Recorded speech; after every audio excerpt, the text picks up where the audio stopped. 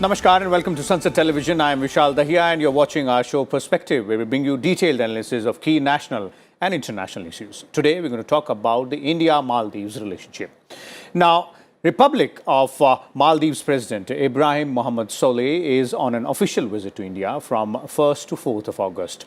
India-Maldives relations have been close, cordial and multidimensional. So what are the key focus areas during this wide-ranging partnership and during this particular visit, which will be discussed between both sides?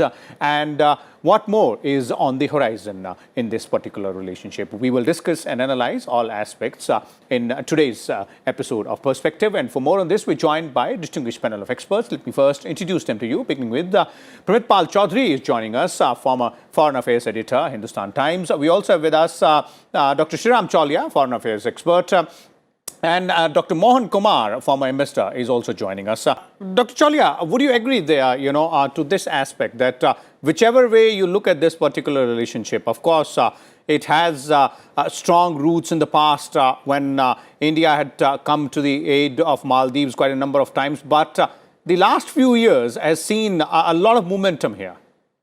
Tremendous momentum, Vishal. In fact, Prime Minister Modi made it a point to make Maldives his first the foreign destination after re-election in 2019. Before that, Ibrahim Solih, after winning his historic victory in 2018, was again made India his first destination. So yeah, I think the move towards reclaiming the democratic space in Maldives, which started in 2018, has enabled India to claw itself back in. And definitely, the Chinese model was more with the authoritarian partners in Maldives, who have now been defeated. And hopefully, they are still in the opposition and they could make a comeback. In Maldives, the politics is always multi-pronged. There are like 4 or 5 factions, and if 1 or 2 factions shifts allegiances at the last moment, anybody can win. So there are elections, as Pramit is mentioning. So I think definitely it is in our best interest to ensure that the democratic process continues and that hardline, abusive and even Islamist and extremist type of politicians don't come back to power.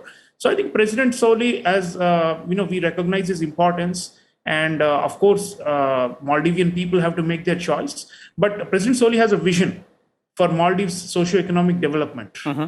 And India is very keen to enable that vision to come to fruition. Okay. And, we have channels with all sides, but, we want this process to continue forward. And there is also the broader Indian Ocean strategy of India. Dr. Chaulia, your views there on this aspect, as both Pramit and Mr. Kumar are referring to it, a lot of importance attached to this relationship because strategically speaking, it is very, very significant for India. Yes, Vishal. In fact, when Prime Minister visited the Maldivian Parliament in 2019, I recall his famous speech where he said that, neighbors, among all the neighbors, Maldives has primacy for us. And he also spoke about how we must respect each other's sensitivities. And what he meant by that was, and he also warned against taking on debt that will lead to a neo-colonial control of the Maldives. So it was very clear that we do sense a major challenge from China, and we now have a full-fledged regional strategy to push back against that challenge. And Maldives is a central pillar of that. Mm-hmm. Mauritius is one, Maldives is one, Seychelles, and east coast of all the way up to east coast of Africa. And on the other side, of course, we have the Act East policy. So these are all in many ways now merged into one large Indo-Pacific policy. And that's where I think we are trying to make sure that all these dots are being connected. So if you look at connectivity, this is a big thing we have done. We now have a cargo ferry service from Thoothukudi in Tamil Nadu to Cochin in Kerala, and from there to Malé, all the way to Malé. 700 kilometers across the Indian Ocean. India is now connected. Mm-hmm. And people are hoping that we can also have tourist traffic. And by the way, India has really risen up to the occasion during the COVID-19 pandemic. And that has won the hearts and minds of Maldivian people. Ambassador Mohan Kumar was saying that, ultimately India's goodwill lies in the people of Maldives, not so much in this party or that party or this politician or that faction. And there, we were number 4 or number 5 in tourism revenues and in arrivals in the Maldives before the pandemic, and now we became number 1. So, and President Solih himself has acknowledged that India was like the lifeline, the kind of money that our tourists were spending there, because almost 30% of the economy is based on tourism there. And then, there is fisheries, and to a lesser extent, agriculture, seafood processing.